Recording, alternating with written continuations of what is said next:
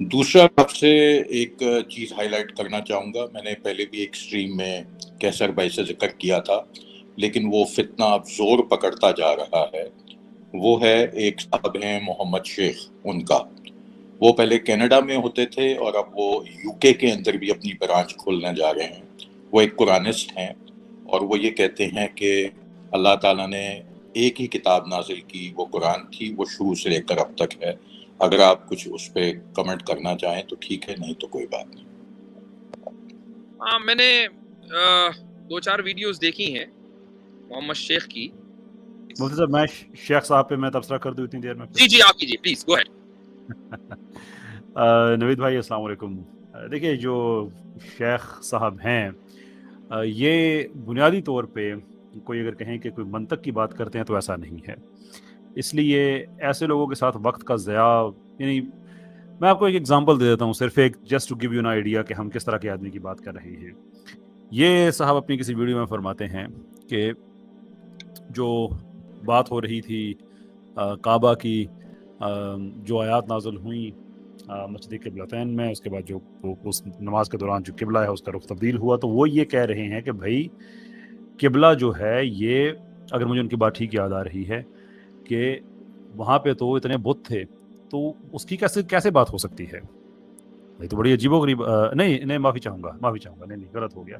وہ یہ کہہ رہے تھے کہ یہ جو بیت المقدس ہے اس کے ذکر کیسے ہو سکتا ہے؟ وہاں پہ تو آج دیکھیں اتنے وہاں پہ اسرائیلی ہیں اور کیا اور اس طرح کی وہ پولیس ان کی کھڑی ہوتی ہے اور فوج کھڑی ہوتی ہے، تو اس کا ذکر کیسے ہو سکتا ہے؟ تو یہ صاحب کو یہ میں یاد نہیں رہا کہ وہ جس قبلے کی بات کر رہے تھے، اگر یہ لاجک ہے آپ کی کہ وہاں پہ مسلمانوں کا ہی قبضہ ہونا چاہیے اور سارا اس طرح سے، تو جب یہ آیات آئیں تو اس وقت تو کعبے کے بت جا کے فتح مکہ کے بعد جا کے اس کو بتوں سے پاک کیا گیا.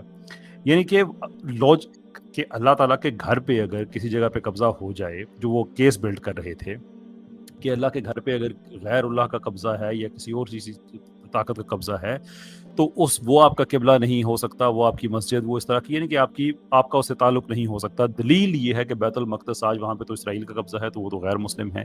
تو ان کو یہی یاد نہیں رہا کہ وہ جو بات کر رہے تھے، کیس بلڈ کر رہے تھے کہ بیت المقدس کبھی شاید قبلہ نہیں تھا، تو اگر وہ بات کر رہے ہیں جو قبلہ آج قبلہ ہے جو مکہ میں ہے، کہ اگر آپ کا اسرائیلی فوج کا آج کے بیت المقدس پہ ہونا یہ دلیل ہے کہ وہ نہیں ہو سکتا تھا قبلہ، تو اس زمانے میں جو قبلہ ڈکلیئر کیا گیا تھا وہ تو سارا مسلمانوں کے پاس نہیں تھا، وہ تو فتح مکہ کے بعد مسلمانوں کے مینجمنٹ میں آیا تھا.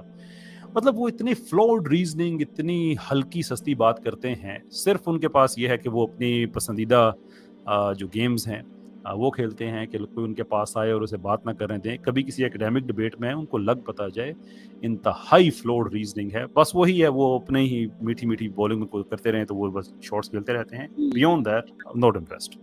اچھا، وہ ایک ڈیبیٹ جو ہوئی تھی ان کے ساتھ، کوئی مفتی باقی صاحب کے ساتھ، مفتی باقی صاحب کے ساتھ، وہ اصل میں کیا ہے کہ جو جن صاحب کو انہوں نے منتخب کیا ڈیبیٹ کے لیے وہ ڈیبیٹر تھے نہیں، اور اس وجہ سے وہ مشہور ہو گئے. ورنہ محمد شیخ کو کون جانتا تھا؟ کیا چیز ہے ان کے پاس دنیا کو آفر کرنے کے لیے؟ کوئی اصول اور کنسسٹنسی نہیں ہے.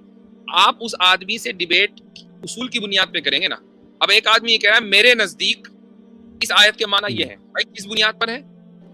اس لیے کہ میں کہہ رہا ہوں اب یہ تو کوئی بنیاد نہیں ہے. ایک آدمی سے پھر کیسے ڈیبیٹ کریں گے؟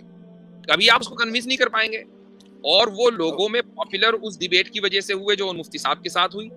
دوسرے یہ کہ جب آپ حدیث کو کینسل کر دیتے ہیں نا تو سمجھ لیجئے کہ 99% جو ریسٹرکشنز شریعت کی طرف سے لاگو ہوتے ہیں وہ ختم ہو گئے. اب آپ چاہے جو کریں اور چاہے جس نظام میں رہیں، تو یہ تو آسانی ہے نا.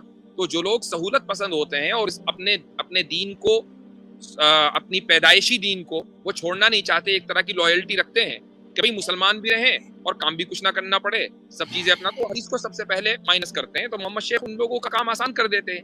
بس یہی وجہ ہے ان کی پاپولیرٹی کی، ورنہ ان کے پلے کچھ ہے نہیں. ایک بات اور بھی ہے مفتی صاحب کہ بات تو خیر حارث اور غالب کے بھی کوئی نہیں تھی لاجک کے حساب سے. ان لوگوں کو اس لیے کچھ پذیرائی مل رہی ہے کہ کچھ لبرل قسم کے مومی ڈیڈی قسم کے جو مسلم بننا چاہتے ہیں، لبرل قسم کے بننا چاہتے ہیں، ان کو وہ بہت اٹریکٹ کرتے ہیں.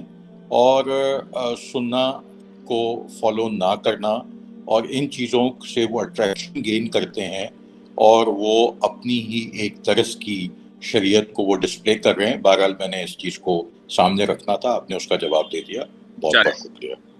جزاکم اللہ خیرا.